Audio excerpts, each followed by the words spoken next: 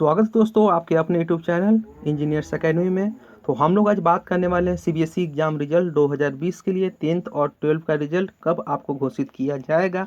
Marks आपको इस बार कैसे मिलेंगे, मार्क्स आपको बेनिफिट होने वाले हैं या आपको नुकसान होने वाला है, इस सारे बातों के बारे में हम लोग चर्चा करेंगे। साथ ही मैं आपको ये बताने वाला हूँ कि स्कूल कब खुलेगा, क्योंकि हमारे शिक्षा मंत्री रमेश पोखरियाल जी ने बताया है कि स्कूल कब खुलेगा और आपका जो सीबीएसई का रिजल्ट कब आएगा। तो चलिए शुरू करते हैं इस वीडियो को। अगर अभी आज तक आपने मेरे चैनल को सब्सक्राइब नहीं किया है तो मेरे चैनल को सब्सक्राइब कर दें और बेल की घंटी को बजा दें, जिसके कारण आपको पल पल की नोटिफिकेशन मिलती रहे। तो चलिए चलते हैं, शुरू करते हैं। तो चलिए हम लोग बात करते हैं सीबीएसई 10वीं 12वीं के परीक्षाओं के बारे में। तो यहाँ जो प्रकाशन किया गया था नई दिल्ली के ओथी द्वारा किया गया था, सीबीएसई की 10वीं और 12वीं की बची हुई परीक्षाएं रद्द कर दी जा चुकी हैं, ये सबको जानते हैं। इस बारे में जी न्यूज के editor in chief Sudhir Chaudhary से केंद्रीय मानव संसाधन विकास मंत्री डॉक्टर रमेश पोखरियाल, ठीक है, जो हमारे आपके जो एमएचआरडी हैं, आपके डायरेक्टर रमेश पोखरियाल, शिक्षा मंत्री निशंक ने बात करते हुए 15 जुलाई तक हम असेसमेंट के आधार पर रिजल्ट घोषित कर देंगे। उन्होंने जी न्यूज के एडिटर इन चीफ से सुधीर चौधरी से बात करते हुए कहा कि हम आपका 15 जुलाई तक असेसमेंट के आधार पर हम लोग सीबीएसई के रिजल्ट को डिक्लेयर कर देंगे। आखिर असेसमेंट क्या है, इसके बारे में हम लोग पूरे जानेंगे, तो वीडियो को इस पूरा देखें, आपको बहुत बेनिफिट होने वाला है। उनके साथ ही उन्होंने कहा कि जो छात्र उस नतीजे से संतुष्ट नहीं होंगे तो उनके पास परीक्षा देने का विकल्प होगा। अगर जो स्टूडेंट संतुष्ट नहीं है कि इतना मार्क्स उनको नहीं आ सकते हैं तो वो दूसरे एग्ज़ाम आप दे सकते हैं। जब समान स्थिति हो जाएगा तो उसके बाद उनके पास परीक्षा देने का विकल्प होगा, वो बाद में परीक्षा देकर अपने नंबर में सुधार कर सकते हैं। बाद में अगर एग्जाम आप दे के अपने नंबर में आप सुधार कर सकते हैं। इसके साथ ही कहा है कि परीक्षाओं को लेकर छात्रों और अभिभावकों के मन में एक तनाव उत्पन्न हो गया था, अब परीक्षाओं और रिजल्ट को लेकर तस्वीर साफ हो गया है। ठीक है, परीक्षाओं के नतीजे आने में अब देरी हो गई है। रिजल्ट भी जो आएंगे वो पिछले वर्षों की तरह नहीं होंगे। ठीक है, पिछले वर्षों की तरह रिजल्ट नहीं होने वाले हैं। इसके बाद दाखिले की दौर में कटअप के मसले पर मानव संसाधन मंत्री ने कहा कि इस बार अंडर ग्रेजुएट कोर्सेज में कट ऑफ कम जाने की उम्मीद है। मींस इस बार कट ऑफ कम जाएगा, मींस इस बार मार्क्स उस तरीके से अच्छे से जितने आप वो मार्क्स आते थे उस तरीके से मार्क्स नहीं आएंगे, जिसके कारण आपको कट ऑफ कम जाने की उम्मीद है।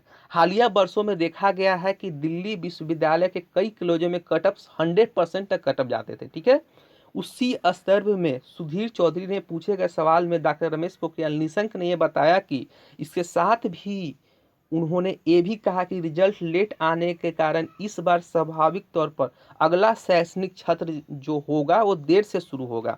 इस साल जेई की परीक्षा 18 से 23 जुलाई के बीच प्रस्तावित होने। ठीक है, जेई की परीक्षा में अभी कोई नहीं किया गया कि कैंसिल होंगे कि क्या होंगे। नीट की परीक्षा को 26 जुलाई को प्रस्तावित है। इस कोरोना के कारण इन बदली हुई परिस्थितियों में इनकी तारीख में भी बदलाव होगा या नहीं होगा, उसके बारे में उन्होंने कुछ नहीं कहा। ठीक है, इस सवाल के जवाब में मानव संसाधन विकास मंत्री ने कहा कि अभी इस संबंध में निर्णय नहीं लिया गया है।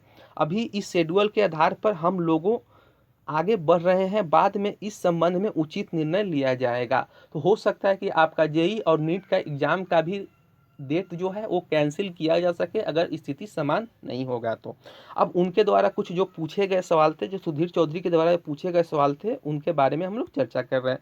सवाल था कि कोरोना काल में अभिभावक बच्चे को फीस देने में सक्षम नहीं है। ठीक है, देखिए यहाँ पे सवाल, कोरोना काल में अभिभावक बच्चों को फीस देने में सक्षम नहीं है, स्कूल के मैनेजमेंट शिक्षकों की सैलरी कैसे देंगे, शिक्षक का क्या भविष्य होगा। ठीक है, तो जवाब में उन्होंने कहा कि देश के प्रधानमंत्री ने लोगों से संकट के समय में एक दूसरे का साथ देने के लिए कहा है।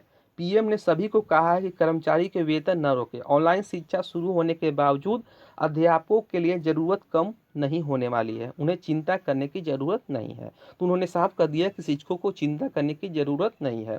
सवाल, स्कूल खोलने की क्या संभावना है, सोशल डिस्टेंसिंग का कैसे पालन होगा। जब स्कूल खोला जाएगा तो सोशल जो डिस्टेंसिंग है उसका पालन हम लोग कैसे करेंगे। तो उन्होंने जवाब में उन्होंने कहा छात्रों की सुरक्षा को देखते हुए फैसला लिया जाएगा, टास्क फोर्स बनाए जाएंगे, स्वास्थ्य विभाग और गृह मंत्रालय से विचार करने करके आगे कदम उठाया जाएगा। तो इसके बारे में गृह मंत्रालय से विचार किया जाएगा कि आपका स्कूल कब खुलेंगे। सवाल ये पूछा गया, मंदिर, मस्जिद, मॉल सब खुल गए हैं, स्कूल क्यों नहीं खोले गए हैं? ठीक है, तो उन्होंने जवाब दिया कि लॉकडाउन का फैसला नहीं होता तो कोरोना से भयानक स्थिति हो जाती। 98% पेरेंट्स चाहते हैं कि अभी स्कूल न खुले, बच्चों राष्ट्र का भविष्य है, हम उनके जीवन से रिस्क नहीं डाल सकते हैं, हमारे लिए बच्चों का जीवन उनके शिक्षा से ज़्यादा ज़रूरत है। तो इन्होंने ये जो सुधीर चौधरी जी के बाद सुधीर चौधरी के ओथी के साथ आप जो डिबेट हुआ था उनके साथ उन्होंने बातचीत में यह खबर की है। तो उम्मीद है कि आपको ये न्यूज़ अच्छा लगा होगा। तो अगर अच्छा लगे तो मेरे चैनल को सब्सक्राइब करें और एक लाइक का बटन को क्लिक कर दें और पर्पल की खबरें के साथ जुड़े रहें इंजीनियर्स एकेडमी के साथ।